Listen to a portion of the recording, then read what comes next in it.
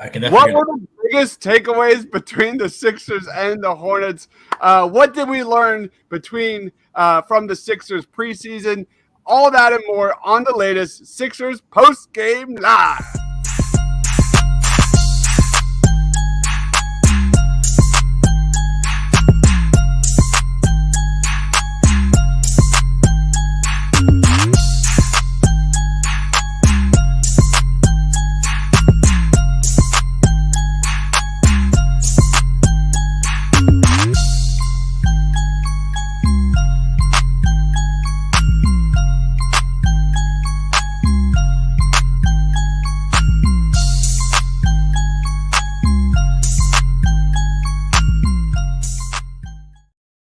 What is going on, guys? Welcome to Sixers Post Game Live. We are reacting to the Sixers and the Hornets, kind of summarizing the Sixers preseason as well as we get ready for next week and the regular season.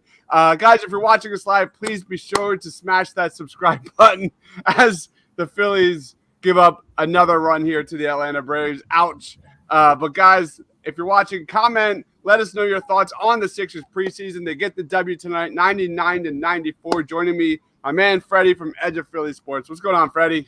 What's going on? Happy to be here. Love it, love it, love it. For the first time this season, the man, the myth, the legend, the Tiago at Tiago PHL is joining us. What's good, Tiago? Glad to be back, Chris. Always good to talk Sixers, even during preseason, which felt like a 4-hour game, but we're back. We are back. I love it, man. I'm excited for this season, man. But let's roll into our quick thoughts on Joel, Hans, Embiid. Here is his shot chart. Joel Embiid easily had his best performance of the preseason. We got a much bigger taste of the pick and roll tonight. A lot of Harden Embiid pick and roll. I really liked seeing the Sixers offense kind of emphasize getting him the ball early in the shot clock, down low, getting him involved early, drawing all those defenders. He finished with 19 points in 23 minutes, 8 of 17 from the floor.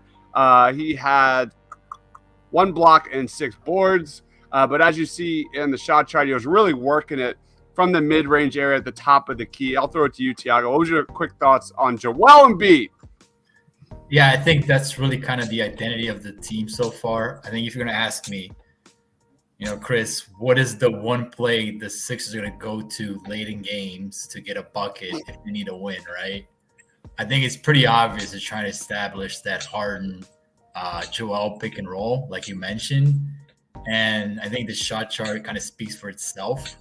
Every shot he got off that look was with 2 feet in the paint, facing up the basket, clean look. And he's going to make that 7 times out of 10, man. And if you can shoot at 70 to 80% rate off those shots, you're going to win a lot of games. It's very impressive to watch how that combination works. I think that Harden clearly has enough juice left where teams are playing him off that drive and leaving Embiid wide open off that pop. So from that standpoint, I think there's a lot to look forward to. I think when the Sixers needed a bucket today, you could tell they went straight to that pick and roll and kind of got it done. So from Joel's standpoint, it's business as usual. And, from Harden's standpoint, there's the same type of playmaking we saw going back to last year. Now, the question is Doc Rivers going to go back to that well time and time again? Because they go through big stretches where they do not run any pick and rolls, which is just mind-boggling to me. But, again, that's my Doc Rivers take to start off the year. So I was just grinning. This entire game. Like, there was a lot of shots that weren't falling, but the fact that they were out there working on the pick and roll, I think they're around 16% frequency during the regular season last year. It dropped to 10% during the playoffs. They were dead last in pick and roll. How Embiid and Harden developed that chemistry in the pick and roll is such a huge storyline, especially setting up for success in next year's playoffs. I'll throw it to you, Freddie. Thoughts on Embiid? I was very happy, obviously, with the pick and roll. I agree with everything you said.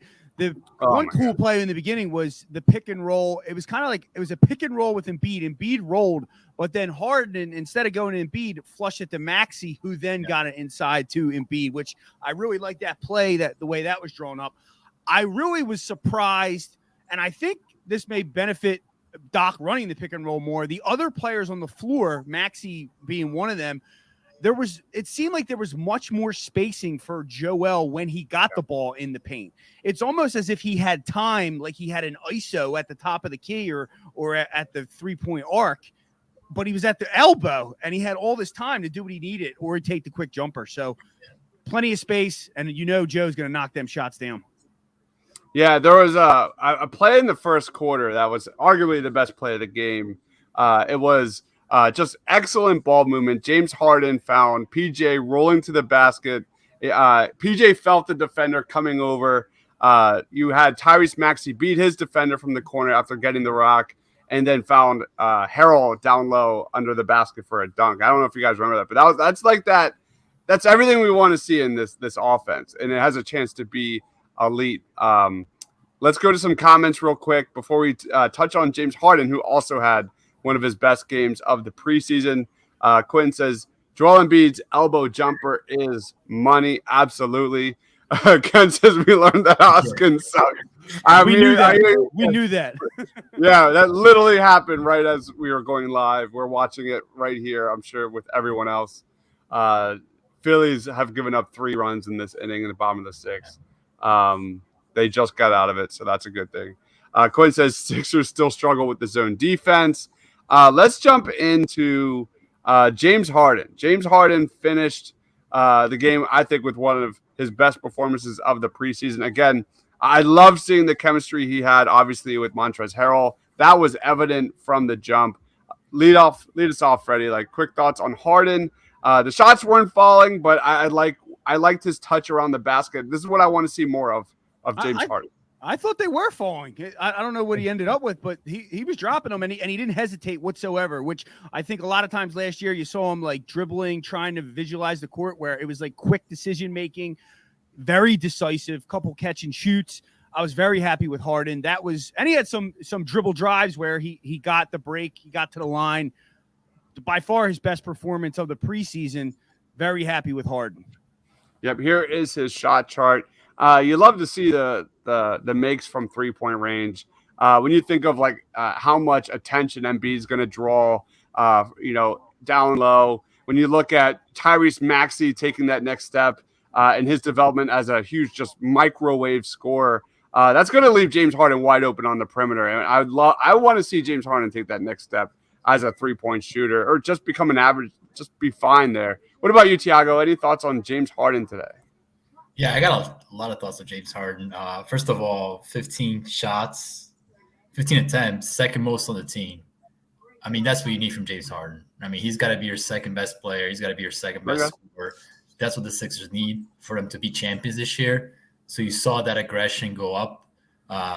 And I think one of the things that I'm really looking forward to James Harden as his career progresses, right? As he gets older, and he's probably going to be here for at least 2 more years, give and take. So he's got to be able to learn to play off the ball, man. Play a little more off the ball. And he averaged something like 2 spot-up attempts per game with the Sixers last year. I counted 5 tonight. So working off Maxey, working off Embiid, working off those dribble drives, relocating, looking for open looks off the ball. I think that's the path for Harden to be a even more well-rounded player than he already is. That doesn't mean that he's not running your offense. It doesn't mean that he's not connected with Embiid off the pick and roll. But you want him to diversify his skill sets as he gets older. And I thought that tonight was a perfect example of him doing both things, right? Play make, being aggressive, and then he takes 8 3-pointer attempts. I think 4 or 5 of them might have been off the catch. So that's what I'm looking for with Embiid, because I think with a Harden, because I think they have enough weapons offensively to create those looks for him. So I think overall it's a very good Harden game, and kind of game you want him to have going into the new year for sure.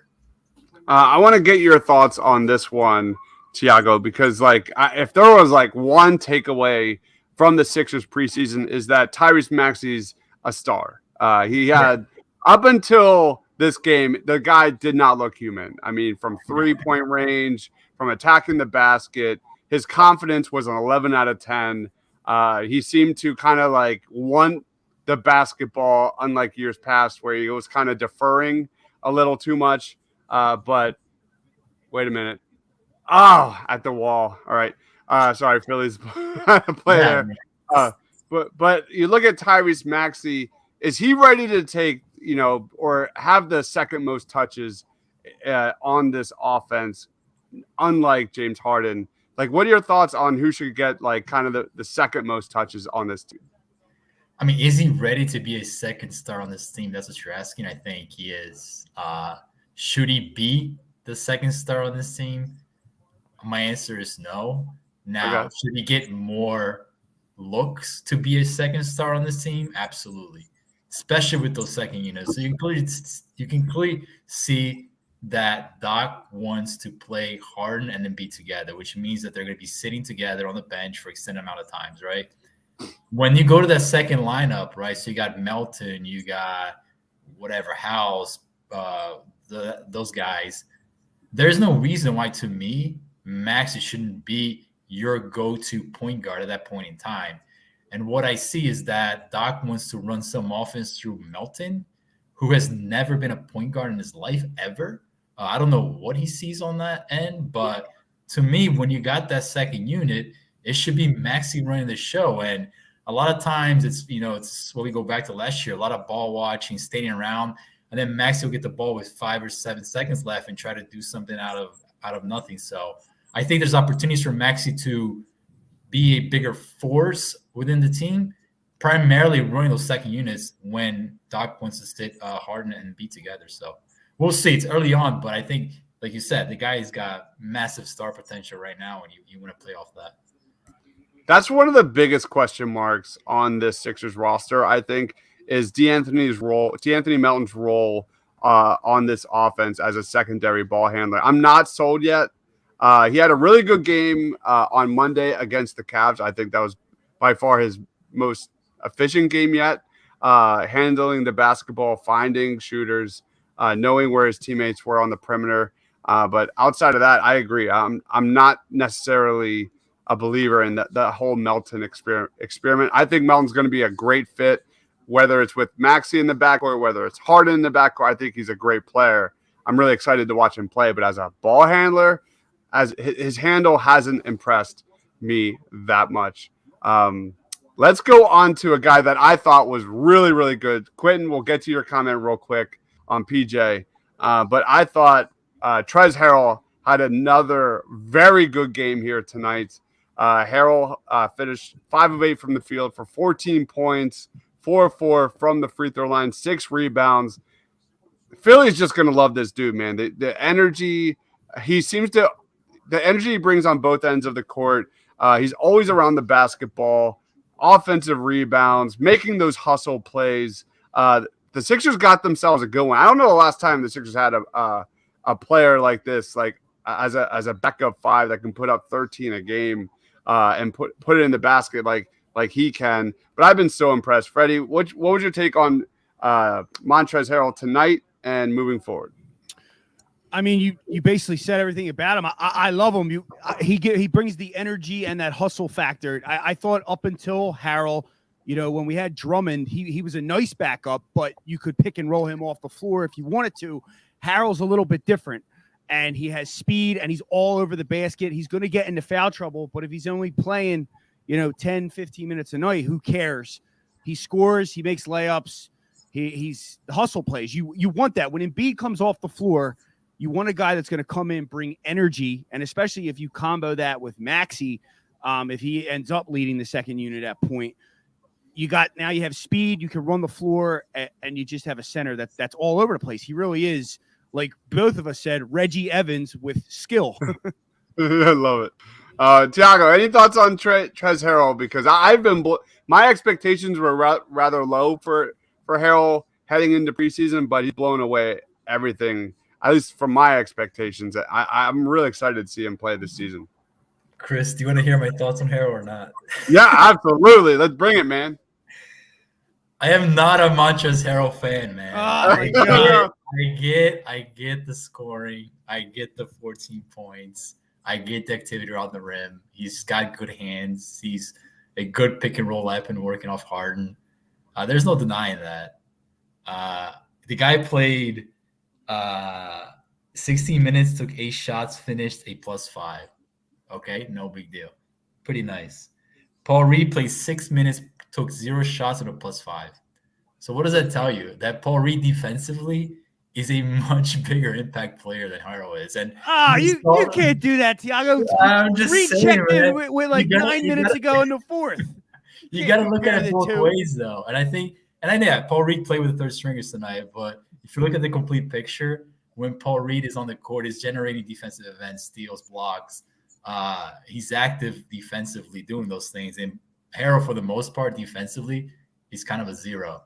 So, yes, offensively, there's definitely value behind Harrell. I am a little bit concerned about Doc going all in on this guy because Paul Reed showed last year, man, the potential. We saw in the playoffs. We saw parts of the regular season. And you don't want to abandon that. You want to keep going to that well, keep him engaged in the team, get those defensive events, have those steals and blocks turn into easy buckets on the other end. So, I think, again, it doesn't take away from Harrell, but I am not sold on Harrell as a complete picture, more as an offensive player. So we'll see. Tonight was definitely a good offensive game by him, for sure. As a B-ball Paul fan, I agree, man. That was kind of why I was tempering expectations, because I was a B-ball Paul fan and think a majority of those minutes should go to him. You look at how he's performed this preseason, like Tiago said, like he's averaging like somewhere around 8 deflections per game. That's a big area the Sixers need to get back to, which is forcing turnovers, getting those points in transition, getting those points off turnovers.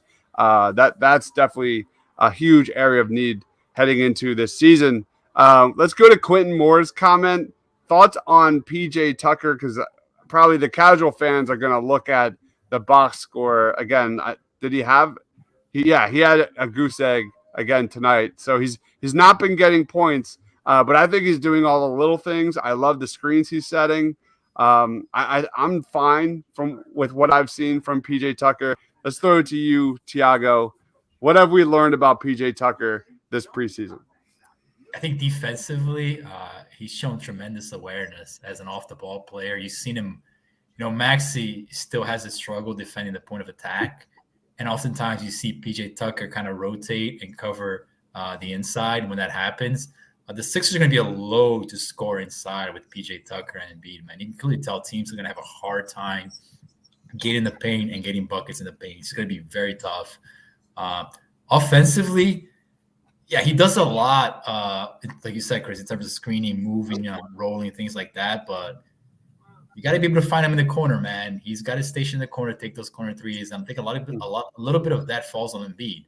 I mean, Embiid likes to sit on the ball and do his thing. I think if he moves the ball a little bit quicker, you'll find that PJ is usually, for the most part, pretty open in the corner. So I think it's a combination of the way they're trying to integrate him in the offense and B, maybe getting the ball moving a little bit quicker. But again, if the casual fan is hung up on PJ Tucker's box score, man, they're just completely missing the plot on this guy. It's bigger than the box score. It's bigger than that. What about you, Freddie? Yeah, the box score is not where it at. If you look at his box score with the Heat, there were plenty of goose egg games, but his intangibles are what he brings. I've wanted him for so many years. When he went to the Bucks and they won that championship, I'm like, I wanted him at so many trade deadlines because the name of him, it brings the toughness. But as far as tonight goes, I mean, you just see the IQ, the basketball IQ of PJ Tucker. He just knows what's going on. He's indecisive. It may be a quick pass that's right to the top of the key that you think nothing of, but we've had guys in that role that catch it, hold it, and then pass it, where that quick pass to Maxey or Harden enables it to get down to Embiid that much quicker. And I think, to your point, Tiago, when we start to get to the regular season and teams actually start doubling Embiid, that pass out to the corner should be there all day long. Yeah, that's his bread and butter, man. That's what he brings, right, Tiago? Yeah, I mean, I think over like 90% of his shots come from the corner. It's something like, if you look at his shot chart, it's just corner three. So he's going to take over Danny Green's corner three attempts, hopefully. He doesn't move as well as Danny does as a corner three threat, but I'm confident Doc will figure out a way to integrate him in the offense, hopefully. Yep. We have a comment here. Reed's defense was missed with the top units tonight. Doc needs to play him. Also, Tobias Harris looked like garbage. Did you guys see that? Starts early. I like, speaking of garbage, this is just totally random, but did anybody see that shot attempt from three from Furkan Korkmaz in the fourth quarter where he did a behind the back step back three. It literally just clanked off the backboard. It was like I just thought of like that guy from Along Came Polly when he's like, "Let it rain," and it just like goes off the back. It was the worst looking shot I've ever seen. It was so ugly. What do you guys think of? Because I wrote down no first half minutes for Tease, Milton, Reed, and Korkmaz. Well, who do you think is going to get the shaft when the regular season starts? I am Thiago. You're not going to like this, but I'm definitely team Daniel House over Matisse Thybulle at this point. You're not going to like that. Want to show that. What's that? What has Daniel House done so far this year? He had 10 points, efficient game last Monday night against the Cavs. I don't know. I think I know what Matisse is at this point. I do respect Matisse for putting up a lot more shots this preseason. I think he's averaging like 4 attempts a game, which is more than his like 2 attempts that we've seen over the last few years. But Matisse is Matisse. What are your thoughts, Freddie? Elation. I'm so happy when I looked at that lineup and I'm like, Shake, Cork. I like Paul Reed. I'm not knocking Paul Reed. Thybulle. I'm like, oh my God, this was our backup lineup last year, and now they're to the end of the bench. Yeah. It's night and day. I'm happy, and they can be buried down there. I think Paul Reed should get some minutes as well as Thybulle. I think Thybulle, until he knocks down to 3 or shows the ability to drive, he's going to be stuck, and they're going to use him as a defensive specialist at this point. Tonight was a dress rehearsal most times, and you notice that those players didn't play. We'll see what happens. I would love Thybulle to work out, but I don't see him on the floor. And to your Daniel House point, he didn't do anything either. So he got beat off the dribble multiple times. So I don't know. Maybe Thybulle fits in there when you have other guys on the floor. But overall, I'm glad that those guys are to the back of the bench, minus Thybulle and Reed, who I think should find a way to get them minutes. So just 1 point on House and Chris, 1 point on House and Thybulle, because House has played power forward for a lot of the minutes in Houston in the past with Harden. So you can theoretically play both on the court, right? You can play House at 4 and Thybulle at 3. You can experiment. You don't have to be one or the other. I get it. House is going to be a piece on the team, as he should be, but I think you can play both guys at the same time. We'll see if he does that, but I will not rule out Thybulle as an option. And that's not because I'm a Thybulle guy. I think he brings value defensively, obviously. I mean, he was third team all NBA. I mean, you don't get that award without being dominant.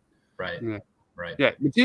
Don't get me wrong. Like Thybulle has more value to this being on the team than the Sixers trading him right now. No question. But I think we have, as we said during other post-game shows, like this is a good problem to have for Doc Rivers. Like I mentioned to Thiago earlier, like I'm excited to get into the lineup combinations and what's working best. The Sixers have depth for the first time in a long time. They're going to have a rotation that they haven't had for years, and it's going to be really fun to kind of break down how and what is kind of the best heading into the playoffs. Kumar says no more trade Toby talk. Any thoughts on Tobias real quick before you get into player game? Because the dude has kind of become like the forgotten guy on the starting lineup. No more trade Toby talk. Tonight is not the night for that. I will say this. Defensively, he's there. He's on ball. He's making his switches. But, like, at some point, he's going to have to knock these shots down. I like that he's being more indecisive, more confident, more taking the shot right away, not thinking about it. But, I mean, if they're going to continue to fall at some point, defenses, they're just not even going to guard him, But I guess he has those times where it's not going to be like this forever. It was a bad game. He has had pretty decent moments this preseason. Tobias Harris finding the mismatch, being decisive with the ball, attacking the paint, getting at the rim, finishing. It didn't happen tonight. Any thoughts on Tobias Harris, Thiago? As long as he's shooting catch and shoot threes, man, I'm perfectly okay with Tobias Harris. I think that I'm going to be looking for him to take 6 to 7 3-pointers a game this year. I think that that's his path to finding offense with this team. I don't need Tobias Harris running the offense and doing his, on-ball stuff. So, if that means that some of the games he takes 4 or 5 shots, man, so be it. I get the contract, I get the money and all that stuff, but I'm trying to win a championship right now, and that's what you're working with. And I think Tobias understands that. He has been much less involved as a ball handler in the offense, and we'll see how that goes. But also, don't discount him as a guy who, doesn't necessarily pop on the box score offensively, but also doesn't turn the ball over a lot. Like you said, plays good defense, so there's value behind that. Because he'll be fine. We'll be fine. Once you forget the contract, you're fine. If he brings what he brought during the playoffs last year, we are more than fine. Because sometimes less is more with some of these guys like Niang and when things get a little simpler for Tobias, play defense, hit threes, all that kind of stuff, and rather than like kind of just throw it to Tobias like we've seen in years past with the shot clock draining, and he just kind of creates his own shot, and it looks god awful every 90% of the time at least. You're not going to see that in this offense. At least I hope so. But yeah, right, Thiago? I hope so, but the coach he's got to make them. He's got to make them threes, though. Yeah, for sure. All right, let's roll into player of the game. Again, if someone picks someone, you have to pick someone else. Lead us off, Freddie. Who is your player of the game tonight? I have a player of the game, but can I pick a guy that can I go my improved guy that I saw some things that are different? I want to use him because I want to go with Tyrese Maxey. His shot was, and I thought it was very key to see tonight the shot not fall early and see how he would react on the floor with Embiid and Harden. And he had he drove a couple drives to the lane, which he attempted because the shot wasn't falling. But what I liked is the passing in the lane. There was four times. Four. There was one was dribble drive. The one was just a dip in. There may have been more where he got the ball to the guy down low in the post, ready to make a layup. Whether they made it or not is irrelevant. The point for me is he's growing as a passer. And if he can do that, I mean, the pick and roll, they're just, how are they going to be stopped? You're going to have Harden and him on the outside and Embiid. So I was very excited for Maxey tonight. All right. Tyrese Maxey for Freddie. Who's your player of the game, Thiago? My player of the game is LaMelo Ball for not showing up to this match and staying at home. No, I'm just going to I'll give it to your guy, Montrezl Harrell, man. There's probably where I'm going to give Harold the player of the game, so I'm going to start now and get it out of the way early. An offensive threat. Good for him. Excited for him. Hopefully they trade him by the midseason, but we'll see. No, I'm just joking. He has a very good game offensively. Very good. He's very good tonight. I'm going to get this one out of the way too, because I feel like I'm not going to do this again much as the season starts next week. My player of the game is not even a player. I'm going Doc.